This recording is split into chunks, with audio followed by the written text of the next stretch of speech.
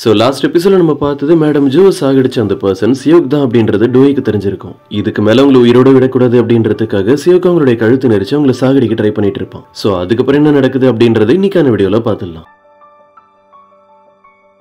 Cut பண்ண அடுத்த செகண்டே நம்ம கோவான் டோய் இருக்கிற அந்த இடத்துக்கு டெலிபோர்ட் ஆகி போய் சியோக் கிட்ட இருந்து அவங்களை காப்பாத்திட்டு அவனை போட்டு தூக்கி அடிச்சிட்டு இருக்கான். சத்தம் கேட்டு செக்யூரிட்டிஸ் வந்து உள்ள பாக்குறதுக்கு முன்னாடி இவங்க 3 பேரும் இங்க இருந்து எஸ்கேப். ஏன்னா இப்ப நம்ம கோவானோட பவர் யூஸ் பண்ணி அந்த கிளாக் டவருக்கு தான் வந்திருக்கான். அந்த சியோக்கோட கழுத்தை தான் பிடிச்சிட்டு நின்னுட்டு இருக்கான். விட்டு அவன் மேல இருந்து கீழே விழுந்து இறந்துருவான். இவன் மேல என்னதான் கோவம் இருந்தாலும் நம்ம டோய் இல்ல அவனை சாகடிக்காத, நடந்த எல்லா தப்புக்கும் காரணம் இவன் தான், நம்ம இவனை போய் போலீஸ்ல சரண்டர் பண்ணிடலான்னு சொல்றாங்க. அவன் இப்பவும் திமுறாதான் பேசிட்டு இருக்கான். நான் தான் இதுக்கெல்லாம் காரணம்னு உங்ககிட்ட என்ன ப்ரூஃப் இருக்கு?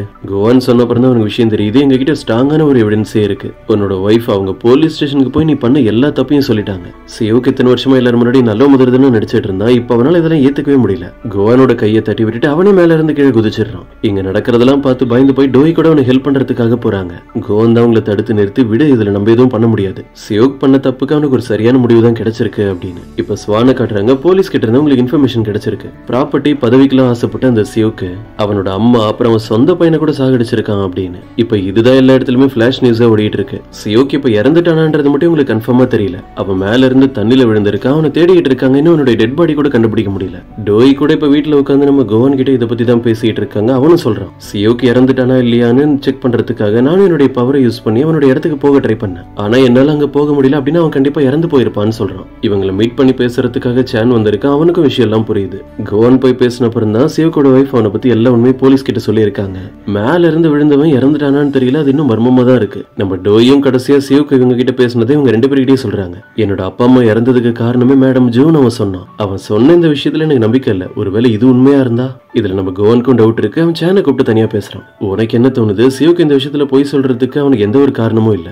பதிலுக்கு சேனை அவன் நம்மள கன்ஃபியூஸ் பண்ணணும் அப்படின்றதுக்காக தான் தேவையில்லாம இப்படி எல்லாம் பேசியிருப்பான். இதை பத்தி எல்லாம் யோசிக்கிறத விட்டுட்டு நம்ம அடுத்த வேலை என்னவோ அதை பார்க்கலாம்னு சொல்லிட்டு சேனை அங்க இருந்து போயிடுறான். ஆனா இப்ப நம்ம கோவனுக்கு தான் தூக்கமே இல்ல. அவன் டோய் ஹக் பண்ணிட்டு சும்மா தான் பக்கத்துல படுத்திருக்கான். கோவன் எப்போ அவங்களுடைய பக்கத்திலே தான் இருக்கணும்ன்றதுக்காக டோயும் அடிக்கடி அவனுடைய பேரை சொல்லி கன்ஃபார்ம் பண்ணிட்டு இருக்காங்க. இவனும் நீ எதுக்கும் கவலைப்படாத, நான் எப்பவுமே உன் பக்கத்துல தான் இருப்பேன்னு சொல்றான். இப்ப அப்படியே கட் பண்ணா நம்ம டோயோட ஆபீஸ்க்கு காலுக்கு மேல கால் வந்துட்டு இருக்கு. சியோக் இறந்து போயிட்டானா அப்படின்ற விஷயத்தை பத்தி கன்ஃபார்ம் பண்றதுக்காக தான் அத்தனை பேர் கால் பண்ணிட்டு இருக்காங்க. செக்ரட்டரி ஷின்னோ அந்த ஒயர் கனெக்ஷன் எல்லாத்தையும் அப்படியே கட் பண்ணி விட்டுட்டு நீங்க எல்லாரும் தேவையில்லாம கால் வருது இல்ல, இதெல்லாம் அட்டென்ட் பண்றதை விட்டுட்டு உங்களுடைய வேலையை மட்டும் ஃபோக்கஸ் பண்ணுங்க. உடனே ஹானு நீங்க சொல்றதெல்லாம் கரெக்ட் தான். நம்ம ஆபீஸை சுத்தி வளைச்சு அத்தனை மீடியா ரிப்போர்ட்டர்ஸ் எல்லாம் நின்னுட்டு இருக்காங்க. இது எல்லாத்தையும் தாண்டி டோய் சேஃபா உள்ள வந்துருவாங்களான்னு கேட்டுட்டு இருக்காரு. அவங்களும் கரெக்டா அப்பதான் உள்ள வராங்க. அதான் இப்ப அவங்க கூட கோவன் இருக்கான்ல, அதான் டைரக்டா அந்த இடத்துக்கு வந்துட்டாங்க. டோய் இப்படி உங்களுக்கு தொடர்ந்து பிரச்சனையா வந்துட்டு இருக்கிறத பார்த்தா எனக்கு கவலையா இருக்கு. இந்த கார்ட்ஸ் வேணும்னா உங்க சேஃப்டிக்காக உங்க கூட வச்சுக்கோங்கன்னு சொல்லி ஏதோ மந்திர வார்த்தைலாம் எழுதி இருக்கு, அதை தராங்க. கோவன் அந்த பேப்பர் வாங்கி அதை அப்படியே சாம்பல் ஆக்கிட்டு இதெல்லாம் வேலை செய்யும் நீங்க இந்த காலத்திலயும் நம்பிட்டு இருக்கீங்க. நீங்க பார்க் கூட சேர்ந்து அவன மாதிரியே பழைய மாடல்ல யோசிக்கிறீங்க.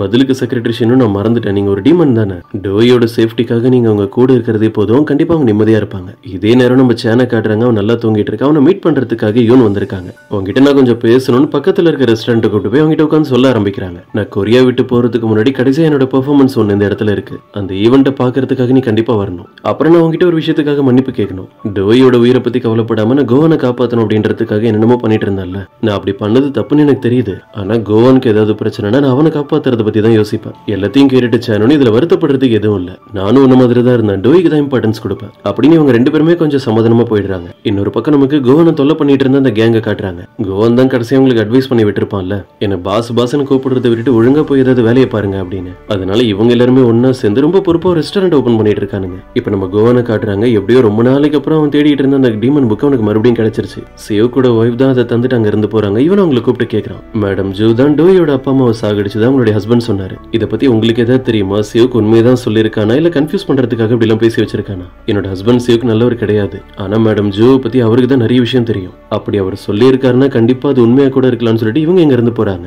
இதை கேட்டதும் கோவனோட ஃபேஸே சேஞ்ச் ஆகிடுது. என்னதான் நடந்துட்டு இருக்குன்றது புரியாம அவன் கையில அந்த புக்கோட உள்ள வரதை பார்த்துட்டு பார்க்க அவங்க சந்தோஷமா வந்து பேசிக்கிட்டு இருக்காரு. பாஸ் எப்படியோ இந்த புக்கை ஒரு வழியா கண்டுபிடிச்சிட்டீங்களே, பரவாயில்ல, நல்ல விஷயம் தானே நடந்திருக்கு, ஏன் என்னாச்சு சோகமா இருக்கீங்கன்னு கேட்க இவனும் பதிலுக்கு உன் லைஃப்ல ஒரு பெரிய பிரச்சனை நடந்திருக்கு, அதை மறந்துட்டு நீ உன்னுடைய லைஃப்ல சந்தோஷமா இருக்கிறதுக்கே ஒரு பர்சன் தான் காரணம். ஆனா அதே பர்சனால தான் உன் லைஃப்ல அந்த மோசமான விஷயம் நடந்திருக்குன்னு தெரியும் போது நீ அதை எப்படி ரியாக்ட் பண்ணுவ? டோயோட லைஃப்லயும் அப்படிதான் ஒரு இன்சிடென்ட் நடந்திருக்குன்னு சொல்ல பார்க்கும் புரியுது. பாஸ் பாஸ் நீங்க சொல்றதுனால நம்ப முடியல. டோயிக்கு ரொம்ப பிடிச்ச பர்சன் மேடம் ஜூ தானே? அப்படின்னா டோயோட அப்பா அம்மா இறந்து போனதுக்கு மேடம் ஜூ தான் காரணம் நீங்க சொல்றீங்களா? நீங்க இதுக்கெல்லாம் கவலைப்படாதீங்க. கண்டிப்பா உங்களை கன்ஃபியூஸ் பண்ணணும் அப்படின்றதுக்காக தான் யாரோ வேணும்னே இப்படி எல்லாம் சொல்லியிருக்காங்க. இப்ப நம்ம கோவன் எப்படி ஒரு கன்ஃபியூஷன்ல இருக்கானோ அதே மாதிரி தான் டோயும். மேடம் ஜூவை பத்தி நெட்ல ஃபுல்லா சர்ச் பண்ணி பார்த்துட்டு இருக்காங்க. அவங்களுக்கு அப்பதான் ஒரு விஷயம் புதுசா தெரியுது. டோயோட அப்பா அம்மாக்கு கார் ஆக்சிடென்ட் நடந்தது இல்ல, அதுக்கப்புறம் தான் மேடம் ஜூ கையில எப்பவுமே ஒரு ஸ்டிக்கோட இருக்காங்க. அப்படின்னா சியோக் சொன்ன மாதிரி கார் ஆக்சிடென்ட் நடக்கும்போது அவங்களும் அங்கதான் இருந்திருக்காங்க அப்படின்றது கன்ஃபார்ம் ஆகுது இல்ல. டோய்க்கும் பயங்கர ஷாக்கு. செக்ரட்டரி ஷின் கிட்ட இருந்து கூட சில டீடைல்ஸ் எல்லாம் கேட்டு தெரிஞ்சுக்கிட்டு வீட்டுல வந்து அப்படியே சோகமா உட்காந்துருக்காங்க.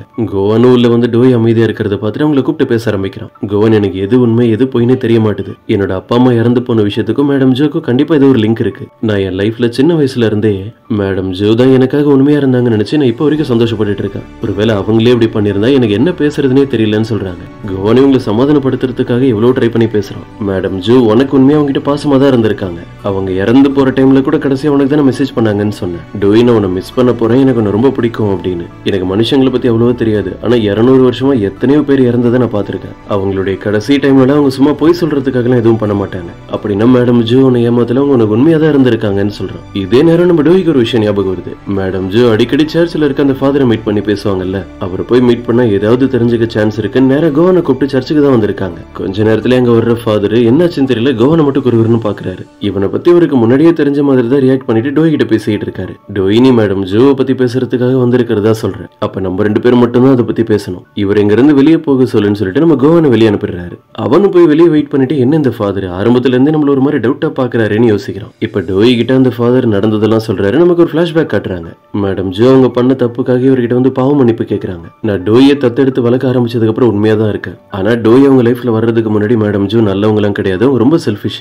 யார் மேலயும் பாசமா இருக்க மாட்டாங்க, எதை நினைச்சும் கவலைப்படுறது கிடையாது. அவங்க ஆபீஸ்ல ரெடி பண்ண ப்ராஜெக்ட்ஸ்ல நிறைய ஃபோர்ஜரி எல்லாம் பண்ணிருக்காங்க. அத நிறைய மக்கள் வாங்க ஆரம்பிச்சு அந்த ப்ராடக்ட்ஸால அவங்களுக்கு பிரச்சனை இருக்குன்றதும் மேடம் ஜோக்கு புரியுது. அது குவாலிட்டியா இல்ல, அது எலக்ட்ரானிக் ப்ராடக்ட்ஸ். இந்த வேலையெல்லாம் ஹேண்டில் பண்ணது ஃபுல்லா டோயோட அப்பா தான். இதெல்லாம் தெரிஞ்சதுக்கு அப்புறம் தான் ஒரு நாள் அவர் வந்து மேடம் ஜோ கிட்ட அவ்வளவு கோவமா பேசியிருப்பாரு. உங்க கம்பெனி க்ரோ ஆகணும்ன்றதுக்காக நீங்க ரொம்ப செல்ஃபிஷா இருக்கீங்க. இதை ரெடி பண்ற ஒர்க்கர்ஸ் இதனால பாதிக்கப்படுறவங்கன்னு யாரை பத்தி உங்களுக்கு கவலை இல்ல. இதுல நடந்திருக்க எல்லா மிஸ்டேக்கையும் நான் மீடியா கிட்ட சொல்ல தான் போறேன். அப்படி அவர் பேசிட்டு இருக்கும் போதே ஒரு பக்கத்துல நிக்கிறவருடைய வைஃப் அவரை சமாதானப்படுத்துறாங்க. இந்த பிரச்சனை எல்லாம் இருக்கட்டும், சீக்கிரம் வாங்க, நம்ம இங்க இருந்து போயாகணும், நமக்கு டைம் இல்ல அப்படின்னு. 2 பேரும் கார்ல போயிட்டு இருக்கும்போது கூட நம்ம டோயை சீக்கிரம் பார்க்கணும்னு சொல்லிட்டே தான் போயிட்டு இருக்காங்க.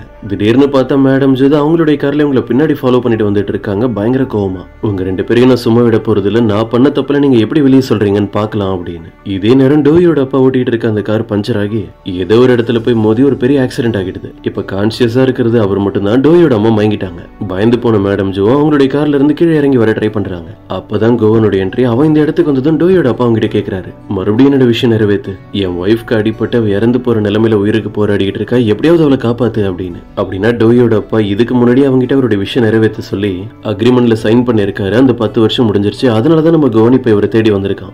என்னால இப்ப அதெல்லாம் பண்ண முடியாது, நான் உங்களுடைய சோலை கலெக்ட் பண்ணிட்டு போறதுக்காக மட்டும் தான் வந்திருக்கேன் அப்படின்னு அந்த அக்ரிமெண்ட் பேப்பரை கையில் எடுக்கிறான். டோயோட அப்பாவும் கடைசியா ஒரு டைம் அவருடைய பொண்ணு கிட்ட போன்ல பேசலாம்னு பாக்குறாரு. ஆனா அதுக்கு முன்னாடி நம்ம கோவன் அவருடைய சோலை எடுத்துடுறான். அவனோட வேலை முடிஞ்சிருச்சுன்னு அவங்க இருந்து போகும்போது பயத்துல இருக்கிற மேடம் ஜோ வந்து அவங்க கிட்ட பேசுறாங்க. நீ யாருன்னு உண்மையை சொல்லு, நீ அவர்கிட்ட பேசிட்டு இருக்கும்போது தான் திடீர்னு அவர் இறந்து போனாரு, எல்லாத்தையும் நான் பார்த்துட்டு தான் இருந்தேன். பதிலுக்கு நம்ம கோவனோ, நீங்க பண்ண ஏதோ ஒரு தப்பை மறைக்கிறதுக்கு நீங்க ரொம்ப பதட்டமா இருக்கீங்கன்னு எனக்கு புரியுது. நான் அதெல்லாம் வெளியே சொல்ல மாட்டேன், பயப்படாதீங்க. உங்களுக்கு ஏதாவது விஷயம் இருந்தா சொல்லுங்க. மேடம் ஜோ கிட்டையும் ஒரு டீமன் இவனை பத்தி இன்ட்ரோ கொடுத்தது அவங்க அப்படியே ஷாக்ல நின்னுட்டு இருக்காங்க. அப்பன்னு பார்த்து பக்கத்துல இருக்கிற அந்த கார் பிளாஸ்ட் ஆகி அவங்க பறந்து போய் கீழே விழுறாங்க. இப்பதான் அவங்க காலில் அடிப்படுது. இதுக்கப்புறம் தான் அவங்க ஸ்டிக் யூஸ் பண்ண ஆரம்பிச்சிருக்காங்க. கோவனும் இங்க இருந்து போயிருப்பான். இப்ப இந்த பிளாஷ்பேக் எல்லாம் முடிஞ்ச பிரசன்ல ஃபாதர் கிட்ட இருந்து எல்லாத்தையுமே கேட்டு தெரிஞ்சுக்கிறாங்க நம்ம டோய். அவங்க நினைச்சிட்டு இருந்த மாதிரி அவங்களுடைய அப்பா அம்மா இறந்து போனதுக்கு மேடம் ஜோ காரணம் இல்ல, கோவன் தான் இது எல்லாத்தையும் பண்ணிருக்கான்னு தெரிஞ்சது அவங்க ரொம்ப அப்செட் ஆகிடுறாங்க. வெளியே வந்ததும் நேரம் கோவன் கிட்ட போய் மேடம் ஜோ பத்தி நான் தப்பா நினைச்சிட்டேன், அப்படி ஏதோ அவங்க பண்ணல, இப்ப நம்ம வீட்டுக்கு போலான்னு சொல்லிட்டு கோவன் கிட்ட பேசாமலே வராங்க. அவனுக்கு ஒன்னும் புரியல. ரெஸ்ட் ரூம்குள்ள போனதும் நம்ம டோய் நடந்ததெல்லாம் நினைச்சு கண்ட்ரோல் பண்ண முடியாத அளவுக்கு அழ ஆரம்பிச்சிடுறாங்க. வெளியே நின்றுட்டு இருக்க நம்ம கோவனுக்கு அவங்க அழுதுட்டு இருக்கிற சத்தம்லாம் கேக்குது. ஏதோ பிரச்சனைன்றது அவனுக்கு புரியுது. கொஞ்ச நேரத்துக்கு அப்புறம் டோய் வெளியே வந்ததும் அவங்க கிட்ட சொல்றான், எனக்கு இப்போ ஒரு முக்கியமான வேலை இருக்கு, நான் டார்கெட்டை கண்டுபிடிக்கணும், நான் வரதுக்கு லேட் ஆகும்னு சொல்லிட்டு இங்க இருந்து போயிடுறான். ஆனா இப்ப நம்ம கோவன் அதுக்காக வெளியே போல, சர்ச்சில் இருக்க அந்த ஃபாதரை மீட் பண்றதுக்காக தான் வந்திருக்கான். அவர் சும்மா மிரட்டுற மாதிரி இவன் கையில நெருப்பு எரிய வச்சுக்கிட்டே அவர்கிட்ட பேசுறான். நீங்க என்ன இப்ப பார்த்தும் பயப்படல, முன்னாடியும் டவுட்டா தான் பாத்தீங்க, அப்படின்னா நான் ஒரு டீமன் அப்படின்ற உண்மையில உங்களுக்கு முன்னாடியே தெரிஞ்சிருக்கு. பதிலுக்கு அவரும் எனக்கு உன்னை பார்க்கும்போதே தெரிஞ்சது. அது மட்டும் இல்லாம மேடம் ஜோ உன்னை பத்தி சொல்லியிருக்காங்க. டோய் பக்கத்துல இருந்து நீ அவ்வளவு சேஃபா பாத்துக்கிறதுனால நீ உன்னை நல்லவன் நினைச்சிட்டு இருக்கியா? உன்னாலதான் அவளுடைய அப்பா அம்மா இறந்து போனாங்கன்ற விஷயத்த நான் டோய் கிட்டே சொல்லிட்டேன்னு சொல்ல இதை கேட்கிற கோவனுக்கே ஒரு ஷாக்கு. நான் எப்படி அவங்களை சாகடிச்சேன்னு இவன் யோசிக்கும் போதே எனக்கு லைட்டா ஞாபகம் வருது. இவன் டீமனா மாறின இந்த 200 வருஷத்துல லட்சக்கணக்கான சோலை கலெக்ட் பண்ணிருக்கான். அப்படிதான் டோயோட அப்பா அம்மாவை மீட் பண்ணது, மேடம் ஜோ கிட்ட பேசினதுன்னு எதுவுமே எனக்கு ஞாபகம் இல்ல. இதெல்லாம் நினைச்சு அவன் ரொம்ப கன்ஃபியூஸ் ஆகி தனியா கிளாக் டவர்ல இருக்கும்போது காடஸ் வந்து அவங்க கிட்ட பேசுறாங்க. உன் லைஃப்ல நீ எடுத்த சாய்ஸால எல்லாமே மோசமா தான் நடந்துட்டு இருக்கு, எனக்கும் அது புரியுது. இதைத்தான் அவங்க கிட்ட முன்னாடியே சொன்னேன். இதுல என்னால வேற எதுவும் பண்ண முடியாது, இப்படி எல்லாம் நடக்கணும்னு இருக்கு, அவ்வளவுதான். நம்ம கோவன் மார்னிங் வீட்டுக்கு வரான். டோய் அந்த இடத்துல இல்லவே இல்ல. அவங்க மேடம் ஜோட கல்லறைக்கு போய் அங்கதான் உட்காந்து ஃபீல் பண்ணி பேசிட்டு இருக்காங்க. மேடம் ஜோ சாகடிச்ச அந்த பர்சன் யாருன்னு இவங்க கண்டுபிடிக்கிறதா சொல்லியிருப்பாங்க. அதெல்லாம் நடந்துருச்சு. ஆனா கோவனை பத்தி எனக்கு இப்பதான் தெரிஞ்சது. நான் ரொம்ப கன்ஃபியூஷன்ல இருக்கேன்னு சொல்லிட்டு இருக்காங்க. இப்படி அவங்க பேசிட்டு இருக்கிறதுல இந்த இடத்துக்கு வந்திருக்க நம்ம கோவனும் கேட்டுட்டு எதுவுமே சொல்லாம சைலண்டா அப்படி அங்க இருந்து போயிடுறான். ஒருவேளை என்னுடைய அப்பா அவரோட லைஃப்ல 10 வருஷமா சந்தோஷமா இருக்கிறதுக்கு கோவன் நிறைவேற்றி வச்ச அந்த விஷ் தான் காரணமா இருக்குமான்னு தெரியல. அதை பத்தி நான் சீக்கிரம் கண்டுபிடிக்கணும்னு சொல்றாங்க. இப்ப அப்படியே கட் பண்ண ரொம்ப நேரத்துக்கு அப்புறம் நம்ம கோவனோட போனுக்கு ஒரு ரிமைண்டர் வருது. இவனோட பவர்ஸ் இவனுக்கு திரும்ப கிடைச்சிருச்சு. மேடம் ஜோ சாகடிச்ச அந்த பர்சன் யாரு அப்படின்றத டோயும் கண்டுபிடிச்சிட்டாங்கல்ல. இதுக்காக தான் இவங்க 2 பேரும் கான்ட்ராக்ட் மேரேஜ் பண்ணிட்டு ஒன்னாவே இருந்திருப்பாங்க. இப்போ அதுல இருந்த கண்டிஷன்ஸ் எல்லாமே முடிஞ்சிருச்சு. இவங்க நினைச்சா தனியா பிரிஞ்சு கூட போலாம். இப்ப நம்ம டோய் கோவனோட இடத்துல நின்னுட்டு இருக்கும்போது யூன் வந்து அவங்க கிட்ட பேசுறாங்க. நீங்க கோவன் கூட உங்க லைஃப்ல சந்தோஷமா இருக்கணும்னு தான் நானும் ஆசைப்படுறேன். ஆனா எல்லா விஷயத்துக்கும் ரெடியா இருங்க. ஏன்னா கோவன் ஒரு டீமன், அதனாலேயே உங்களுக்கு எப்ப வேணும்னாலும் பிரச்சனை வரதுக்கு வாய்ப்பு இருக்கு. சரி, இப்ப இதெல்லாம் இதுக்கு நீங்க 2 பேரும் நல்லா இருந்தீங்கன்னா போதும்னு சொல்றாங்க. யூனோட பெர்ஃபார்மன்ஸ் இன்னைக்கு தான் ஆரம்பிக்க போகுது போல இருக்கு. டோயோட ஆபீஸ்ல இருக்கிறவங்க எல்லாருமே அந்த ஆட் ப்ரமோஷன் பண்றதுக்காக இப்ப இந்த இடத்துக்கு தான் வந்திருக்காங்க. யாருக்கும் தெரியாத மாதிரி ஷின்கும் பார்க்கும் நடுவுல ரொமான்ஸ் போயிட்டு தான் இருக்கு. ஆனா எப்ப அவங்க கிட்ட பேசுறதுக்கு பார்க்குக்கு ஒரு சான்ஸ் கிடைச்சாலும் நடுவுல அந்த ஹான் வந்து என்ன நீங்க 2 பேரும் நல்லா பேசுற மாதிரி தெரியுதுன்னு சொல்லி உங்களை டிஸ்டர்ப் பண்ணி விட்டுறாரு. பார்க் வேற டென்ஷன் ஆகிடுறாரு. இதுக்கு மேல இப்படி சீக்கிரட்டா டேட் பண்றதுலாம் வேலைக்காகாது, அடுத்து இதுல ஏதாவது ஸ்டெப் எடுக்கணும் அப்படின்னு. அப்ப இந்த இடத்துக்கு வர நம்ம டோய் பார்க் கிட்ட கோவனை பத்தி பேசுறதுக்கு ட்ரை பண்றாங்க. நான் அவனதான் ரொம்ப நேரமா தேடிக்கிட்டு இருக்கேன், இப்ப அவன் எங்க இருக்கான் அப்படின்னு. அப்ப பார்க்குக்கு ஏதோ வேலை இருக்குன்னு சொல்லி ஒரு ஆள் அவன் அங்க இருந்து கூப்பிட்டு போயிடுறாரு. கோவன் திரும்ப வர்ற வரைக்கும் நம்ம டோயும் அந்த கிளாக் ரூம் இருக்கும்ல அங்கதான் போய் வெயிட் பண்றாங்க. அந்த கிளாக்ஸ்ல அவங்க ஆச்சரியமா பாத்துட்டு இருக்கும்போது அங்க பக்கத்துல ஒரு லேடி அழுதுட்டே வர்ற மாதிரி உங்களுக்கு சத்தம் கேக்குது. என்ன நடக்குதுன்னு இவங்களும் பார்த்தா அந்த லேடி கோவனை தேடி தான் ஓடி வந்திருக்காங்க. அவன் இங்க தான் இருக்கான். நீங்க ஒரு டீமன்னு சொல்லி 10 வருஷத்துக்கு முன்னாடி நான் கேட்ட ஒரு விஷயம் நிறைவேற்றினீங்க. இப்ப அந்த 10 வருஷம் முடிய போகுது. நான் சாகணும்னு எனக்கு விருப்பம் இல்ல. நீங்க என்ன கேட்டாலும் நான் உங்களுக்கு அதை தரேன். பணம் பொருள் எது வேணும்னாலும் கேளுங்கன்னு சொல்றாங்க. அந்த லேடி அவ்வளவு கெஞ்சிட்டு இருக்காங்க. ஆனா நம்ம கோவனுக்கு இதுல சென்டிமெண்டே கிடையாது. அவனுக்கு அந்த அக்ரிமெண்ட் படி 10 வருஷத்துக்கு அப்புறம் சோலை கலெக்ட் பண்ணி ஆகணும், அவ்வளவுதான். எல்லாருக்கும் ஹெல்ப் பண்ணிட்டு இருக்கிறதுக்கு நான் என்ன ஏஞ்சலா? நான் ஒரு டீமன், என் வேலையை நான் செஞ்சுதான் ஆகணும்னு ஒரு சொடக்கு போடுறேன். அந்த லேடி அங்கே இறந்து போயிடுறாங்க. கோவன் என்ன இப்படி நடந்துக்கிறான்னு நம்ம டோயும் பார்த்துட்டு அங்க இருந்து போறாங்க. அந்த கிளாக் ரூம் கிட்ட அவங்க போகும்போது அங்க இருக்க ஒரு கிளாக் திடீர்னு அழிஞ்சு போகுது. இதை பார்க்கும்போது தான் நம்ம டோய்க்கு விஷயமே புரியுது. இங்க இருக்கிற எல்லா கிளாக்ஸுமே அக்ரிமெண்ட்ல சைன் பண்ணி வெயிட் பண்ணிட்டு இருக்கிறவங்களுடைய உயிர் தான். 10 வருஷத்துக்கு அப்புறம் அவங்களும் இறந்துருவாங்க. அவங்களோட பேர்ல ஓடிட்டு இருக்க அந்த கிளாக்கும் அழிஞ்சு போயிடும். டோய் ரொம்ப எமோஷனல் ஆகிடுறாங்க. அப்படின்னா அவன் டீமனா மாறினதுல இருந்து எத்தனை லட்சம் பேரை சாகடிச்சிருப்பான் அப்படின்னு. இப்ப பார்க் பரபரப்பா ஓடி வரும்போது கோவன் ஆப்போசிட்ல நடந்து வரதை பார்த்துட்டு அவங்க கிட்ட சொல்றாரு, பாஸ் நீங்க என்ன இந்த பக்கமா வரீங்க? ஆபீஸ் ரூம்ல உங்களுக்காக டோய் வெயிட் பண்ணிட்டு இருந்தாங்களே, நீங்க பாக்கலையா?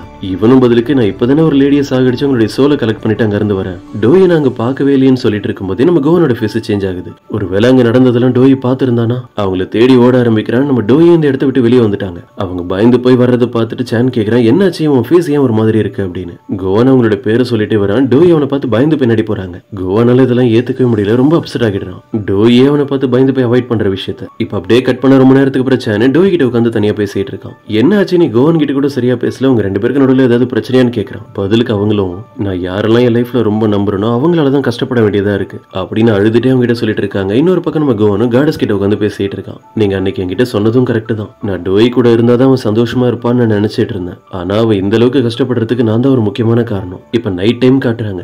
டோயை மீட் பண்றதுக்காக நம்ம கோவன் ரொம்ப நேரமா வெயிட் பண்ணிட்டு இருந்தான் போல இருக்கு. அவங்க வந்ததும் அவங்க கிட்ட பேசுறான். நம்ம 2 பேரும் ஒன்னா நடந்து போய் டைம் ஸ்பெண்ட் பண்ணி ரொம்ப நாள் ஆச்சு இல்ல, இப்ப பக்கத்துல எங்கேயாவது போலான்னு சொல்லி அவங்க கையை பிடிச்சு அவங்க அங்க இருந்து கூப்பிட்டு போறான். இவனுக்கு இப்ப வரைக்கும் விஷயம் தெரியாதுன்னு நினைச்சுக்கிட்டு டோய் அவங்க கிட்ட சிரிச்சு பேச ட்ரை பண்றாங்க. கோவன் அன்னைக்கு அந்த லைட்ஸ் எல்லாம் கிறிஸ்மஸ் ட்ரீல செட் பண்ணணும்னு சொல்லிட்டு கடைசி வரைக்கும் நம்ம அதை பண்ணவே இல்ல. கிறிஸ்மஸ் வரதுக்கு முன்னாடி அது எல்லாத்தையுமே சரி பண்ணணும்னு சொல்றாங்க. கோவனும் பதிலுக்கு டோய் இந்த கிறிஸ்மஸ் வர்ற வரைக்கும் நான் கூட ஒன்னா இருப்பானு எனக்கு தெரியல, என்னால என் கூட இருக்கிறவங்களுக்கு எப்பவுமே பிரச்சனை மட்டும்தான் அப்படின்னு அவங்களுடைய கையை விட்டுறான். இவன் ஏன் இப்படி எல்லாம் பேசிட்டு இருக்கான்னு நம்ம டோயும் திரும்பி பாக்குறாங்க. அந்த இடத்துல கோவனே இல்ல. இவங்களும் கோவன் பேரை சொல்லி கூப்பிட்டுட்டே இருக்காங்க. எந்த ஒரு ரெஸ்பான்ஸும் இல்ல. டோய் அழ ஆரம்பிச்சிடுறாங்க. சோ இன்னைக்கான எபிசோடு இதோட முடியுது. இந்த வீடியோ கண்டிப்பா உங்களுக்கு பிடிச்சிருக்கும் நம்புறேன். பிடிச்சிருந்தா மறக்காம உங்களுடைய ஃப்ரெண்ட்ஸ்க்கு ஷேர் பண்ணுங்க. சோ நெக்ஸ்ட் எபிசோட்ல மீட் பண்ணலாம்.